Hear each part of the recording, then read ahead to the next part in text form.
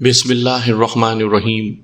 سامعین کرام، آپ سن رہے ہیں اردو داستان ایک رات کی شادی، جس کے مصنف ہیں انسپکٹر احمد یار خان، اور یہ اس سلسلے کی قسط نمبر 2 ہے۔ مجھے امید ہے آپ کو میری یہ کاوش پسند آ رہی ہوگی۔ آپ نے اگر ابھی تک میرا چینل کہانی گھر سبسکرائب نہیں کیا تو ابھی میرے چینل کو سبسکرائب کر کے بیل نوٹیفیکیشن آن کر لیجئے، تاکہ آنے والی ہر نئی کہانی کی اطلاع بر وقت آپ تک پہنچ سکے۔ مقتول کا کردار بھی مجھے اچھا معلوم نہیں ہوتا تھا۔ میرے پاس اس کا ثبوت تو کوئی نہیں تھا، لیکن میں یقین کے ساتھ کہتا ہوں کہ اس نے اس رحمت بی بی کے ساتھ اس کی مرضی کے بغیر نکاح پڑھایا ہے، اور نکاح خواں بھی خود ہی بنا تھا۔ جہاں تک میں مذہب کو سمجھتا ہوں، یہ غیر شرعی اور غیر قانونی حرکت ہے۔ اس نے نکاح اتنا خفیہ کیوں کیا کہ کسی کو پتہ ہی نہ چلنے دیا؟ پھر اس رات اس عورت کی چوڑیاں توڑ کر کسی کو بتائے بغیر غائب ہو گیا، اور اس کی جیب سے جو چاقو برآمد ہوا ہے، اتنا بڑا کمانی دار چاقو تو تم جانتے ہو کہ کون لوگ اپنے پاس رکھا کرتے ہیں۔ تو پھر خواجہ امین سے بات کر لیتے ہیں، یعقوب علی نے کہا۔ اس سے پہلے اس گاؤں چلتے ہیں جہاں مقتول کے رشتہ دار رہتے ہیں، میں نے کہا۔ جو بات تمہیں وہاں سے معلوم ہوگی وہ خواجہ امین سے حاصل نہیں ہو سکتی۔ نمبرداروں کو ہم نے فارغ کر دیا اور انہیں کہا کہ تھانے میں ان کے ساتھ جو باتیں ہوئی ہیں ان کا ذکر کہیں نہ ہو۔ ان سے ہم نے اس گاؤں کا نام اور راستہ معلوم کر لیا تھا جہاں مقتول کے رشتہ دار رہتے تھے۔ رات گزر گئی۔ صبح کی اذان کے ساتھ میں اور یعقوب علی گھوڑیوں پر نکل کھڑے ہوئے۔ ہمارے ساتھ 2 کانسٹیبل سائیکلوں پر تھے۔ 7 میل کوئی فاصلہ نہیں تھا، لیکن علاقہ ٹیلوں اور گھاٹیوں کا تھا، جن کی وجہ سے وقت زیادہ لگ گیا۔ ہم اس گاؤں میں پہنچے تو سورج طلوع ہو رہا تھا۔ گاؤں چھوٹا سا تھا۔ پولیس کو دیکھ کر باہر گھومتے پھرتے لوگ جہاں تھے وہیں جام ہو گئے۔ پہلے آدمی سے ہی پوچھا تو اس نے مقتول کے رشتہ داروں کا گھر بتا دیا۔ ہم اندر چلے گئے۔ گھر میں 2 عورتیں تھیں، ایک بوڑھا آدمی۔ پولیس کو گھر میں دیکھ کر وہ سن ہو گئے۔ یعقوب علی نے انہیں تسلی دی اور کہا کہ ہم کسی کو گرفتار کرنے نہیں آئے، کچھ پوچھنے آئے ہیں۔ وہ غریب سے کسان تھے۔ اتنے میں ایک جوان آدمی دوڑتا ہوا آیا اور ہمارے سامنے کھڑا ہو گیا۔ حضور، اس نے ہاتھ جوڑ کر کہا، اگر اس نے کوئی جرم کیا ہے تو اس میں ہمارا کوئی قصور نہیں۔ ہم نے اسے کہہ دیا تھا کہ ہم اسے اس گھر میں نہیں رکھ سکتے۔ ہم نے اسے گھر سے نکال دیا تھا۔ میں نے گھر والوں سے کہا، نیک بختو، بزدلوں کی طرح گھبرا نہ جاؤ، چارپائی لاؤ، ذرا بیٹھ کر بات کریں گے۔ ایک چارپائی لانے کے لیے سارے گھر میں ہڑبونگ مچ گئی۔ چارپائی بچھی تو ہم بیٹھ گئے۔ اب بتاؤ، تم کس کی بات کر رہے تھے؟ یعقوب علی نے اس جوان آدمی سے پوچھا۔ پوری بات سناؤ۔ میں مجیدے کی بات کر رہا تھا جی، اس نے کہا۔ لوگ اسے مولوی عبد المجید کہتے ہیں۔ وہ کہاں ہے؟ میں نے پوچھا۔ یہاں سے چلا گیا تھا جی، اس نے جواب دیا۔ عورت اس کے ساتھ گئی تھی، اسی لیے تو ہم نے اسے گھر سے نکال دیا تھا جی، کہ وہ معلوم نہیں کس کی عورت ساتھ لے آیا تھا، اس نے کہا۔ اس عورت کو لے جانے کے لیے پہلے ایک آدمی آیا، پھر 2 آئے تھے۔ اب پوری بات سنا دو، میں نے کہا، اور اسے بتایا کہ وہ بات کہاں سے شروع کرے اور ذرا سی باتیں بھی سنائے۔ اس نے بتایا کہ عبد المجید اس کا چچا زاد بھائی ہے۔ وہ لوگ 7 والے ضلع کے ایک گاؤں کے رہنے والے تھے۔ وہاں ان کی ایک اور خاندان کے ساتھ دشمنی پیدا ہو گئی۔ لڑائیاں ہوئیں، پولیس تک بھی معاملہ گیا، مقدمے بھی چلے اور لڑائیاں پھر بھی جاری رہیں۔ عبد المجید کے باپ نے دشمن خاندان کے ساتھ سمجھوتا کر لیا اور ان لوگوں کو بھی جن کے گھر ہم بیٹھے ہوئے تھے کہنے لگا، راضی نامہ کر لو۔ یہ لوگ راضی نہ ہوئے۔ آخر یہ لوگ تنگ آ کر وہاں سے یہاں آ گئے جہاں اب آباد تھے۔ یہ کوئی 30 سال پہلے کا واقعہ تھا۔ اس وقت عبد المجید کی عمر 5-6 سال تھی۔ وہ بڑا ہوا تو ایک روز ان لوگوں کے ہاں آیا اور انہیں کہا کہ وہ ان کی رشتہ داری کو قائم رکھنا چاہتا ہے۔ یہ بوڑھا جو ہمارے سامنے بیٹھا تھا عبد المجید کا چچا تھا۔ عبد المجید کا باپ مر چکا تھا۔ اس کے بعد عبد المجید ان کے ہاں آتا رہا۔ اس نے اپنا آبائی پیشہ ترک کر دیا اور کسی مولوی کا شاگرد بن گیا۔ ان لوگوں کا ذریعہ معاش کاشتکاری تھا۔ عبد المجید نے یہ ذریعہ چھوڑا تو گھر میں فاقے ہونے لگے۔ اس کا چھوٹا بھائی بڑا ہوا تو وہ لوگوں کی کھیتی باڑی کرنے لگا۔ عبد المجید ادھر ادھر گھومتا رہا، آخر اس نے ایک گاؤں کی مسجد سنبھال لی۔ اس شخص میں کوئی خرابی نہیں تھی، اس کی عادتیں بھی بری نہیں تھیں، اس نے غلطی صرف یہ کی کہ اپنا پیشہ چھوڑ دیا۔ پھر اس کی شادی ہو گئی، 4 سال تک ایک بھی بچہ پیدا نہ ہوا۔ 5ویں سال اس کی بیوی لاپتہ ہو گئی، وہ اسے ڈھونڈتا رہا مگر کوئی سراغ نہ ملا۔ 1 سال بعد اسے کسی نے بتایا کہ اس نے اس کی بیوی کو جہلم میں کہیں دیکھا تھا۔ اس کے ساتھ ایک آدمی تھا جس نے بڑے اچھے کپڑے پہن رکھے تھے اور وہ خوبصورت جوان تھا۔ عبد المجید کا دماغ خراب ہو گیا، وہ جہلم چلا گیا اور اس نے اپنی بیوی کو تلاش میں 2 سال گزار دیے۔ وہ جب واپس آیا تو اس کی حالت فقیروں جیسی تھی، سائیں ملنگ بنا ہوا تھا۔ اس حالت میں وہ خانقاہوں، مزاروں اور پیروں کے گھروں میں ماتھا رگڑتا اور یا علی حیدر کے نعرے لگاتا رہا۔ اب کوئی 1 سال سے اس کی حالت سنوری ہوئی تھی۔ اس نے پھر مسجدوں میں وقت گزارنا شروع کر دیا اور اس کا دماغ ٹھکانے آ گیا۔ اس کا دراصل دماغی توازن بگڑ گیا تھا جو اپنے آپ ہی ٹھیک ہو گیا۔ ایک روز وہ اس گاؤں میں اپنے چچا کے ہاں آیا۔ اس نے صاف ستھرے کپڑے پہن رکھے تھے، داڑھی سلیقے سے تراشی ہوئی تھی۔ چچا سے اس نے کہا کہ وہ کسی مسجد کی تلاش میں ہے جہاں وہ اللہ سے دل لگا کر ساری عمر اس مسجد میں گزار دے گا۔ وہ 2-3 روز چچا کے گھر ٹھہرا، پھر آگے چلا گیا۔ اب کوئی 4-5 روز پہلے کا واقعہ ہے کہ وہ آدھی رات کے بعد آیا۔ مقتول کے چچا زاد بھائی نے سنایا، اس کے ساتھ ایک جوان عورت تھی، کپڑوں اور زیورات سے اور شکل و صورت سے وہ کسی امیر گھر کی عورت لگتی تھی۔ مجیدے نے بتایا کہ یہ اس کی بیوی ہے، اسے طلاق ہو چکی ہے۔ عورت کہنے لگی کہ اس نے اسے دھوکے سے بیوی بنا لیا ہے اور وہ اس کے ساتھ نہیں رہنا چاہتی۔ ہم نے مجیدے سے کہا کہ اسے جہاں سے لائے ہو وہیں چھوڑاؤ، ورنہ ہم سب کو پھنساؤ گے۔ اس نے جیب سے ایک کاغذ نکالا اور ہمیں دکھا کر کہا کہ یہ نکاح نامہ ہے، گاؤں میں کوئی پڑھا لکھا ہے تو اسے دکھا لو۔ ہم نے اس کاغذ پر ایک ہی چیز پہچانی، یہ ایک انگوٹھا تھا جو عورت کا تھا۔ ہم نے عورت سے پوچھا کہ مجیدے نے اس کے ساتھ نکاح پڑھایا ہے یا نہیں۔ عورت نے کہا کہ نکاح ضرور ہوا ہے، لیکن اسے چاہیے کہ مجھے طلاق دے دے، میں اس کے ساتھ نہیں رہنا چاہتی۔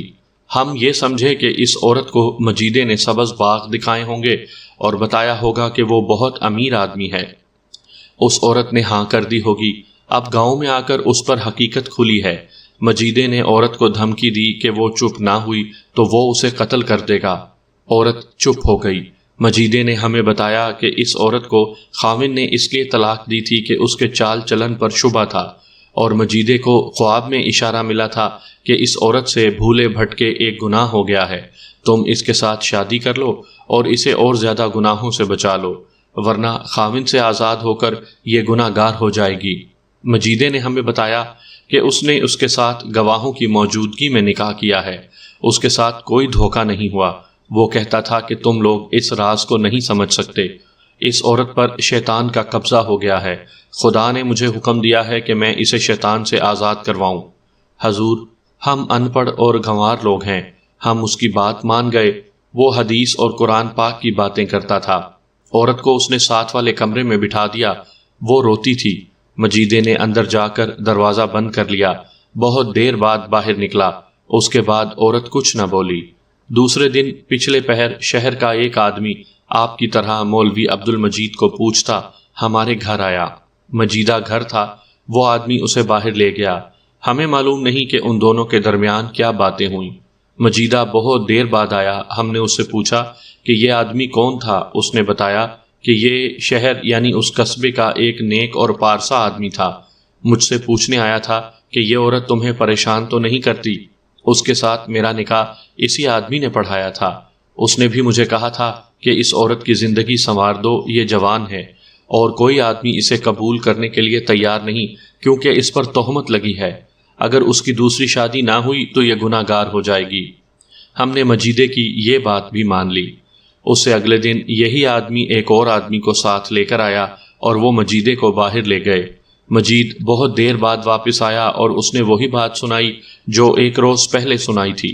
اب ہمیں کچھ شک ہوا۔ عورت سے میری ماں اور بہن نے پوچھا کہ یہ کیا معاملہ ہے۔ عورت کو مجیدے نے شاید ڈرا دیا تھا، وہ روتی تھی اور اصل بات نہیں بتاتی تھی، اتنا ہی کہتی تھی کہ اس کے ساتھ دھوکا ہوا ہے اور وہ اس کے ساتھ نہیں رہنا چاہتی۔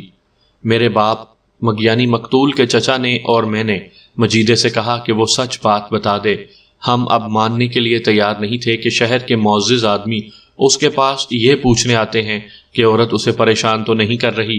کیا شہر میں مجیدے سے بہتر اور کوئی آدمی نہیں تھا؟ مجیدے نے وہی بات دہرائی جو وہ پہلے کہہ چکا تھا۔ ہم نے اسے کہا کہ وہ عورت کو واپس شہر لے جائے یا اپنے گاؤں لے جائے۔ ہم غریب لوگ ہیں حضور، ہم ڈرتے تھے کہ کسی مصیبت میں پھنس جائیں گے۔ ہمیں پکا شک ہو گیا تھا کہ دال میں کچھ کالا ہے۔ مجیدہ کمرے کا دروازہ بند کر کے اس عورت کے پاس بیٹھا رہتا تھا۔ اس سے اگلے دن کی شام کا واقعہ ہے کہ 2 آدمی آئے، وہ بھی مجیدے کو باہر لے گئے۔ کچھ دیر بعد وہ مجیدے کے ساتھ واپس آئے اور مجیدہ انہیں اس کمرے میں لے گیا۔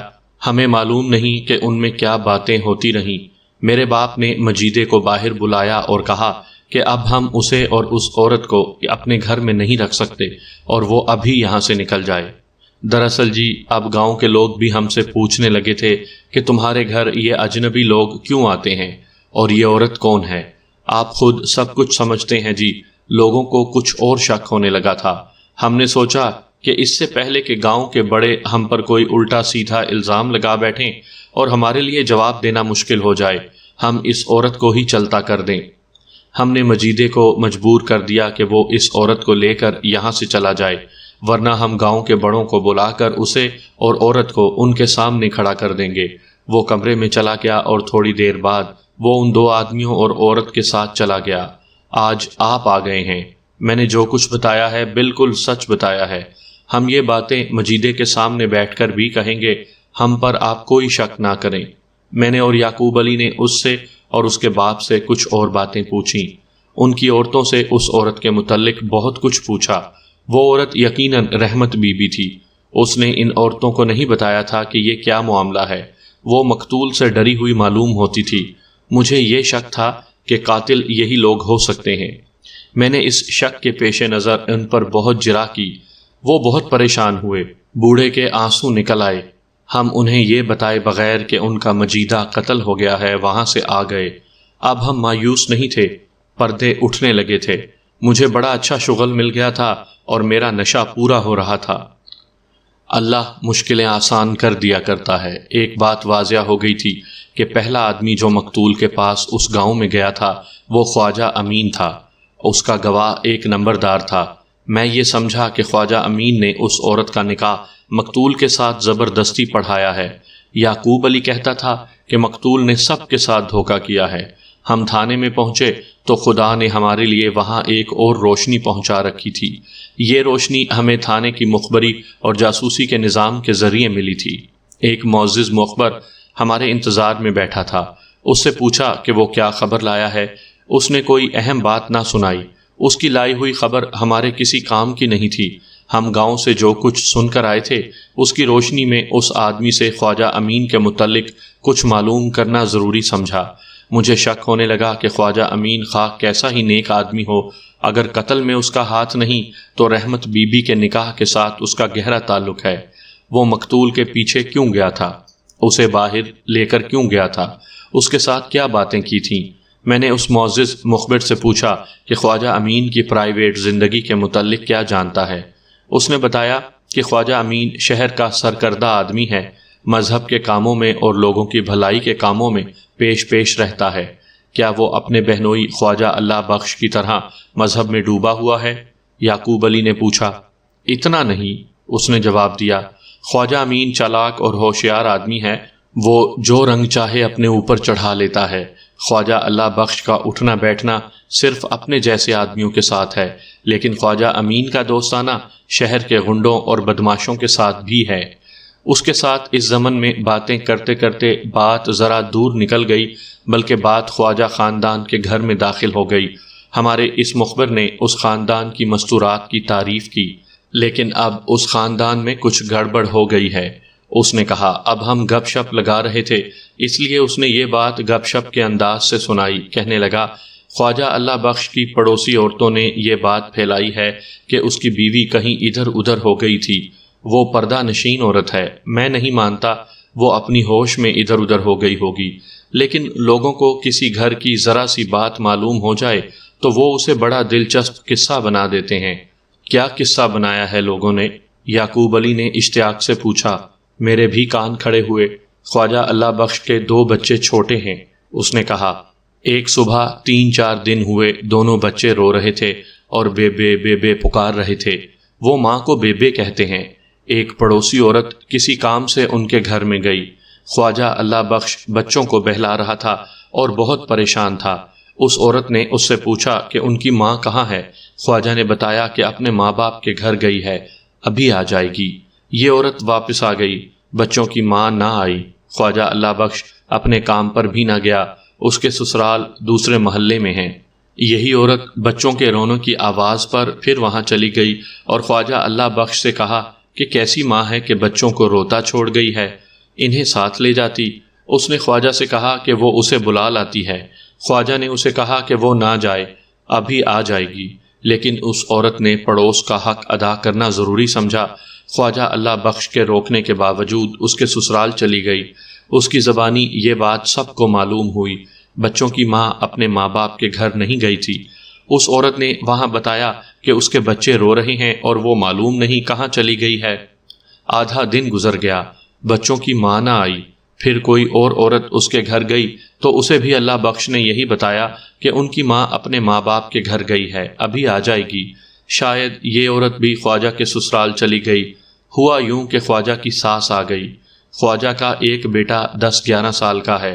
اس نے اپنی نانی کو بتایا کہ بیبے تو رات کو ہی کہیں چلی گئی تھی، پھر وہ سو گیا تھا، معلوم نہیں واپس آئی تھی یا نہیں۔ یہاں سے معاملہ خراب ہو گیا۔ اتنی لمبی غیر حاضری بڑی عجیب تھی۔ خواجہ اللہ بخش کوئی تسلی بخش جواب نہ دے سکا۔ پھر لوگوں نے دیکھا کہ خواجہ امین بھی گیا۔ اب لوگ تماشائی بن گئے، مگر کسی کو پتہ نہ چلا کہ یہ معاملہ ہے کیا۔ آخر وہ کل رات واپس آئی ہے۔ عورتوں کو اس نے بتایا ہے کہ جانے وہ کیسا شر شرار تھا کہ اسے اٹھا کر لے گیا۔ اسے کچھ یاد نہیں کہ وہ کہاں رہی۔ وہ جب گھر آئی تو اسے پتہ چلا کہ وہ گھر میں ہے۔ لوگ اسی بات کو سچ مانتے ہیں۔ بعض کہتے ہیں کہ خواجہ اللہ بخش کوئی وظیفہ کر رہا تھا جس میں اس سے بد پرہیزی ہو گئی۔ یہ اس وظیفے کا الٹا اثر ہے کہ اس کی بیوی کو کسی غیبی چیز نے غائب کر دیا ہے۔ یہ شخص چلا گیا تو میں نے یعقوب علی سے کہا کہ میرا خیال ہے کہ ہم اسی غیبی چیز کو جانتے ہیں جس نے تمہاری رحمت بی بی عمر 30 سال کو غائب کیا تھا۔ اگر ایسا ہی ہے تو یہ تو میری سروس کا بڑا ہی عجیب و غریب بلکہ ہر کسی کو حیران کر دینے والا کیس ہوگا۔ یعقوب علی نے کہا اس خاندان کی کسی عورت کو شر شرار ہی گھر سے لے جا سکتا ہے۔ اب خواجہ امین کو تھانے بلانے کا ہمارے پاس معقول جواز آ گیا تھا۔ اسے بلانے کے لیے ایک بغیر وردی کانسٹیبل بھیجا، وہ فوراً آ گیا۔ اس کے ساتھ یعقوب علی نے میرا تعارف یہ کروایا کہ میں CIA کا انسپیکٹر ہوں اور مجھے خاص طور پر مولوی عبد المجید کے قتل کی تفتیش کے لیے بلایا گیا ہے۔ اس علاقے میں CIA کو کوئی نہیں جانتا تھا، لوگ CID کو جانتے تھے، لیکن اسے خفیہ پولیس کہا کرتے تھے۔ اس لیے یعقوب علی نے CIA کے بجائے خفیہ پولیس کہا تھا۔ اس علاقے کے لوگ خفیہ پولیس کو شر شرار سمجھا کرتے اور اس سے ڈرتے تھے۔ میں ہندوستان کے جن علاقوں میں سروس کر آیا تھا وہاں کے جرائم پیشہ لوگ CIA سے بڑی اچھی طرح واقف تھے۔ میں خواجہ امین کو پہلی بار دیکھ رہا تھا، اس لیے میں جان نہ سکا کہ اس کا چہرہ حشاش پشاش رہنے والا ہے یا اسی طرح گھبرایا گھبرایا رہتا ہے۔ بہرحال اس کے چہرے پر جو تاثر تھا وہ گھبراہٹ کا تھا۔ میں نے اس کی گھبراہٹ دور کرنے کی ذرا سی بھی کوشش نہ کی۔ میری نظر میں وہ مجرم تھا، خواہ آنت جرم کا ہی ہو، قتل کے ساتھ اس کا تعلق ضرور تھا۔ خواجہ صاحب، میں نے اسے کہا، مجھے بتایا گیا ہے کہ آپ شہر کے معزز آدمی ہیں اور مذہب کے ساتھ آپ کو دلی لگاؤ ہے۔ میں آپ سے امید رکھوں گا کہ آپ غلط بیانی نہیں کریں گے۔ اپنی عزت کا خاص خیال رکھیں، میں آپ کی عزت بچانے کی پوری کوشش کروں گا۔ میں اس کے چہرے کو بڑی غور سے دیکھ رہا تھا۔ اس کے چہرے کا رنگ نمایاں طور پر بدل رہا تھا، جیسے صاف آسمان پر دھند چھا رہی ہو۔ اس کے ہونٹ خشک ہو گئے، جو شدید گھبراہٹ کی نشانی ہوتی ہے۔ آپ کی زیادہ تر دلچسپیاں کس مسجد سے ہیں؟ جامعہ مسجد سے، اس نے کہا، اور اس مسجد کے لیے وہ جو کچھ کرتا تھا اس کی اس نے بڑی لمبی رودات سنانی شروع کر دی۔ اس سے صاف پتہ چلتا تھا کہ وہ مجھ پر یہ تاثر پیدا کر رہا ہے کہ وہ سخت مذہبی انسان ہے اور اللہ کے گھر کا شیدائی۔ مولوی عبد المجید کی مسجد کے ساتھ آپ کی کیا دلچسپی تھی؟ میں نے پوچھا۔ کیا یہ مسجد آپ کی سرپرستی میں ہے؟ اس کی زبان ہکلا گئی، کچھ کہتے کہتے رک گیا اور گھونٹ سا نگل کر کہنے لگا، میں اس مسجد میں کبھی نہیں گیا۔ میرے گھر کے قریب ایک مسجد ہے، اس میں نماز پڑھنے جایا کرتا ہوں۔ جمعہ میں جامعہ مسجد میں پڑھتا ہوں۔ سنا ہے مولوی عبد المجید کسی وجہ سے ناراض ہو کر چلا گیا تھا۔ میں نے کہا، اور آپ اسے واپس لانے کے لیے اس کے گاؤں گئے تھے؟ ہاں ہاں، وہ ہاں ہاں کہہ کر چپ ہو گیا۔ پھر اس نے خشک ہونٹوں پر زبان پھیری اور اس کی آنکھیں ادھر ادھر دیکھ کر مجھ پر جم گئیں۔ میں نے اسے کچھ بھی نہ کہا، اس کی آنکھوں میں آنکھیں ڈال دیں۔ وہ میری نظروں کا سامنا نہ کر سکا۔ اس نے نظریں جھکا لیں، پھر یعقوب علی کی طرف دیکھا۔ خواجہ صاحب، یعقوب علی نے کہا، آپ تو اس طرح گھبرا گئے ہیں جیسے میری اور آپ کی پہلی ملاقات ہوئی ہو۔ آپ پہلی بار تھانے میں نہیں آئے۔ خدا نہ خواستہ آپ مجرم تو نہیں؟ ان سے نہ ڈریں، یہ میرے دوست ہیں۔ آپ جانتے ہیں کہ غریب سا مولوی قتل ہو گیا ہے۔ آپ چونکہ اس کے گاؤں گئے تھے اس لیے آپ سے کچھ پوچھ گچھ کر رہے ہیں۔ تفتیش میں ہمیں آپ کی مدد کی ضرورت ہے۔ جی میں گیا تھا، اس نے کھسیانی سی مسکراہٹ سے کہا۔ میں وہاں گیا تھا، اسے کہا تھا کہ وہ واپس آ جائے، پھر وہ آ گیا تھا، نہیں آیا۔ اس نے جواب دیا، نہیں مانا۔ ناراضگی کیا تھی؟ اس نے کچھ بتایا نہیں۔ اس نے پہلے سے زیادہ ہکلاتے ہوئے کہا، بس یہی کہتا تھا کہ اب وہاں نہیں جاؤں گا۔ آپ مسجد میں کبھی نہیں گئے تھے؟ میں نے کہا، آپ کو کس نے بتایا تھا کہ مولوی عبد المجید ناراض ہو کر چلا گیا ہے اور اسے واپس لے آئیں؟ اب اس کی گھبراہٹ دیکھنے والی تھی۔ اس کے ہونٹ ہلتے تھے، اندر سے زبان بھی ہلتی ہوگی، لیکن اس کی آواز نہیں نکلتی تھی۔ بڑی مشکل سے اس کے منہ سے نکلا، او جی بات یہ ہے کہ دراصل خواجہ صاحب، میں نے اس کی آنکھوں میں آنکھیں ڈال کر کہا، جواب دینے سے پہلے یہ سوچ لیں کہ آپ جس کا بھی نام لیں گے کہ اس نے آپ سے کہا تھا کہ مولوی عبد المجید کو جا کر واپس لے آئیں، ہم اس آدمی کو تھانے بلائیں گے اور آپ سے الگ اس سے آپ کے بیان کی تصدیق کرائیں گے۔ میں آپ کو پھر یاد دلاتا ہوں کہ آپ اس قصبے کے معزز فرد ہیں، یہاں کے لوگ آپ کی عزت کرتے ہیں۔ ہماری مدد کریں کہ ہم آپ کی عزت قائم رکھیں۔ اگر آپ ہمیں وہ بات بتا دیں گے جو آپ چھپانے کی کوشش کر رہے ہیں تو ہم آپ کو حوالات میں بند تو نہیں کر دیں گے۔ ہم انسان ہیں، اچھے برے کا اس کی حیثیت کے مطابق خیال رکھتے ہیں۔ اگر کوئی ایسی ویسی بات ہے تو وہ خاموشی سے طے ہو سکتی ہے، چھپائی جا سکتی ہے۔ آپ گھبرائیں نہیں۔ اس کے چہرے پر ہلکی سی رونق آ گئی۔ اچھا، اس نے پوچھا، بات طے ہو سکتی ہے؟ کیوں نہیں خواجہ صاحب، میں نے کہا، بات تو کریں۔ میں نے جرم کرنے والوں میں عمر گزار دی تھی۔ میں گھنٹوں ایسے مجرموں کے ساتھ گفتگو اور جرح کیا کرتا تھا جن کا پیشہ چوری، ڈاکہ اور راہزنی تھا، اور ایسے مجرموں کے ساتھ بھی میرا وقت گزرتا تھا جو بھولے بھٹکے یا کسی خاص وجہ سے جرم کر بیٹھتے تھے۔ ہر مجرم پولیس کی جرح سے گھبرا کر اقبال جرم تک آ جاتا ہے، لیکن وہ اس طرح پیچھے ہٹ آتا ہے جیسے اسے کسی نے آگے سے دھکا دیا ہو۔ وہ ادھر ادھر کی ہانکنے لگتا ہے۔ اس وقت اس کے چہرے پر ایک خاص تاثر ہوتا ہے جسے عقل مند تھانے دار فوراً بھانپ لیتا ہے۔ میں نے وہ تاثر خواجہ امین کے چہرے پر دیکھا۔ میں ابھی اسے قاتل نہیں کہہ سکتا تھا، لیکن یہ بات صاف تھی کہ وہ کوئی بات جس کا تعلق قتل سے تھا چھپا رہا تھا۔ اس نے ایک بار بیکار سی ایک بات کہہ دی، خواجہ صاحب، میں نے کہا، مجھے ان سوالوں کے جواب دے دیں اور تشریف لے جائیں۔ آپ کو کس نے کہا تھا کہ مولوی عبد المجید ناراض ہو کر چلا گیا ہے اور اسے واپس لے آئیں؟ پہلے روز آپ گئے تو وہ نہ مانا، دوسرے دن آپ جس آدمی کو ساتھ لے گئے تھے وہ کون تھا، اور تیسرے دن آپ نے جن 2 آدمیوں کو وہاں بھیجا تھا وہ کون تھے؟ اور سب سے زیادہ ضروری سوال یہ ہے کہ وہ رحمت بی بی کون ہے جس کے ساتھ مولوی عبد المجید نے نکاح پڑھایا تھا؟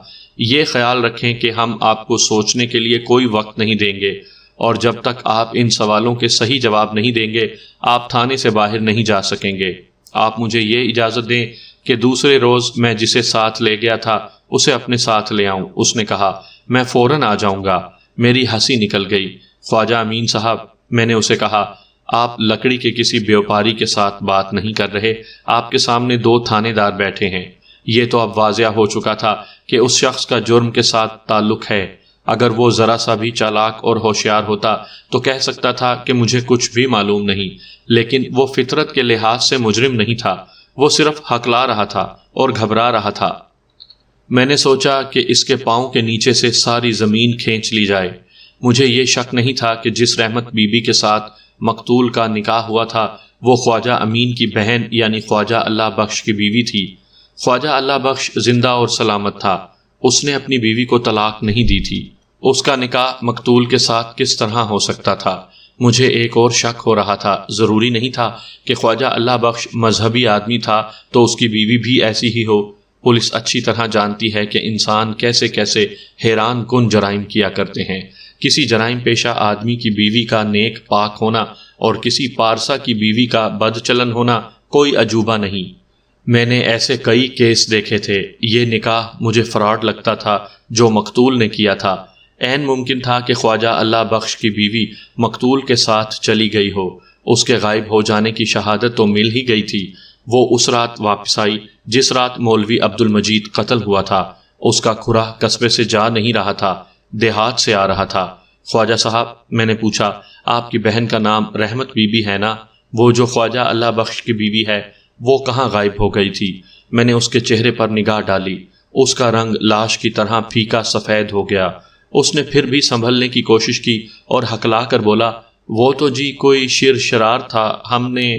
خواجہ صاحب، میں اب تھانے داروں کے لہجے میں بولا، مجھے بہت پہلے پتہ چل چکا تھا کہ آپ جھوٹ بول رہے ہیں اور ہمیں چکر دے رہے ہیں۔ کیا آپ ابھی تک نہیں سمجھے کہ ہم نے بہت کچھ معلوم کر کے آپ کو بلایا ہے؟ کیا آپ کو اپنی عزت کا کوئی خیال نہیں؟ میں اٹھ کھڑا ہوا اور یعقوب علی سے کہا، یعقوب، ایک کانسٹیبل کو خواجہ اللہ بخش کے گھر بھیجو جو اس کی بیوی کو تھانے لے آئے۔ خواجہ امین پر جیسے سکتہ طاری ہو گیا، پھر یکلخت وہ بیدار ہو گیا۔ اس نے روکنے کے انداز سے دونوں ہاتھ میرے آگے کر دیے اور ہڑبڑا کر بولا، ذرا بیٹھیے، میری ایک عرض سن لیں۔ آپ نے کہا تھا کہ معاملہ یہیں طے ہو سکتا ہے، میں اب بھی یہی کہتا ہوں۔ یعقوب علی نے کہا، لیکن آپ وہ بات تو بتائیں جس کا معاملہ طے کرنا ہے۔ آپ جانتے ہیں خدا نے مجھے بہت دیا ہے، اس نے کہا، اس میں سے کچھ آپ کی خدمت میں پیش کر دوں تو مجھے خوشی ہوگی۔ آپ خود حکم کریں، جو کہیں گے پیش کر دوں گا۔ ہمیں سودا منظور ہے، میں نے کہا، لیکن یہ تو پتہ چلے کہ اصل بات ہے کیا۔ تھانوں میں کیا نہیں ہوتا، یہاں تو قتل بھی گول ہو جاتے ہیں۔ آپ ہمیں ساری بات بتا دیں تاکہ ہم آپ کے لیے اور اپنے لیے کوئی راستہ نکالیں۔ آپ درخت دیکھ کر سودا کیا کرتے ہیں نا؟ آپ پکا وعدہ کرتے ہیں؟ اس نے کانپتی ہوئی آواز میں کہا۔ خواجہ صاحب، میں نے اسے کہا، گھر آئے ہوئے مال کو کون چھوڑتا ہے، لیکن میں آپ کو یہ بتا دوں کہ ہم منہ مانگا مال لیں گے۔ ہم دو ہیں اور اوپر والوں کو بھی کچھ دینا ہے۔ اس نے سینے پر ہاتھ رکھ کر کہا، خالی چیک دستخط کر کے دے دوں گا، رقم آپ لکھیں گے۔ یہ سارا معاملہ عزت کا تھا۔ اس نے کہا، ایک روز مجھے اطلاع ملی کہ میری بہن کہیں چلی گئی ہے اور بچے رو رہے ہیں۔ پہلے میری والدہ گئی، کچھ دیر بعد واپس آئی تو وہ بہت پریشان تھی۔ اس نے بتایا کہ رحمت بی بی کو بہت سے گھروں میں جا کے دیکھا ہے، کہیں بھی نہیں ملی۔ میں گیا، میرا بہنوئی خواجہ اللہ بخش بھی بہت پریشان تھا، کہتا تھا کہ اسے کچھ پتہ نہیں رحمت بی بی کہاں ہے۔ وہ ادھر ادھر ہوا تو اس کا بڑا بچہ جس کی عمر 11-12 سال ہے میرے قریب آیا اور اس نے مجھے بڑی عجیب بات بتائی۔ کہنے لگا کہ رات کو ابا اور بیبے شاید یہ سمجھتے تھے کہ میں سو گیا ہوں۔ دونوں بیٹھک میں چلے گئے۔ بیٹھک میں کوئی اور بھی تھا۔ میں نے دروازہ ذرا سا کھول کر دیکھا، وہاں ایک داڑھی والا آدمی بیٹھا تھا اور 2 اور آدمی تھے، ان کی بھی داڑیاں تھیں۔ بیبے ایک کونے میں سر جھکا کر بیٹھی ہوئی تھی۔ بیبے تو پردہ کرتی ہے۔ میں حیران ہوا کہ وہ باہر کے ان آدمیوں کے سامنے کیوں بیٹھی ہے۔ ایک داڑھی والے نے ایک رجسٹر کھولا، اس پر کچھ لکھتا رہا، پھر اس پر بیبے کا انگوٹھا لگوایا۔ ابا نے اس آدمی کو بہت سے پیسے دیے۔ سب آہستہ آہستہ باتیں کرتے رہے، پھر وہ اٹھے اور بیبے ان کے ساتھ چلی گئی۔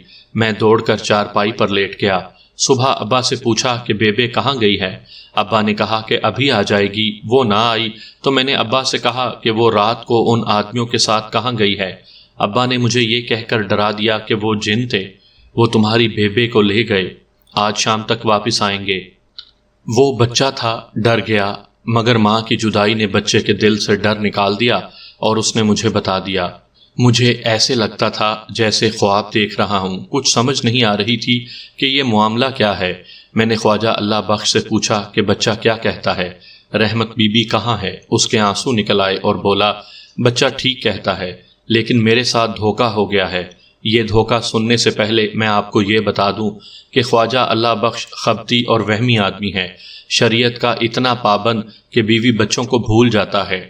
اگر صبح دکان کھولتے پہلا بایاں پاؤں دکان میں چلا جائے تو فوراً پاؤں پیچھے کر لیتا ہے، توبہ استغفار پڑھتا ہے، پھر ایک دعا پڑھ کر پہلے دایاں پاؤں دکان میں رکھتا ہے۔